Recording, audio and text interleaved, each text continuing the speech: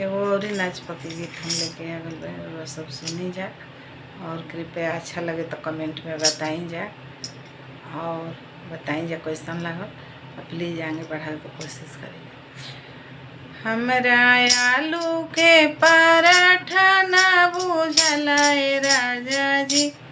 हमरा आलू के पराठा ना बुझला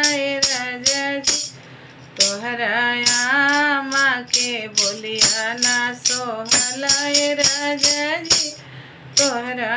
आमा के बोलिया ना सोहला राजा जी,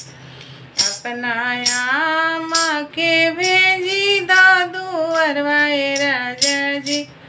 अपना आमा के भेजी दुअरवाए राजा जी, ना तो मरी जाइब खाई के जहरवाए राजा जी, ना तो मरी जाइब खाई के जहरवाए राजा जी, हमरा पनीर के मसाला ना बुझला राजा जी, हमरा पनीर के मसाला ना बुझला राजा जी, तोहरा भाभी के बतिया ना सोहला राजा जी,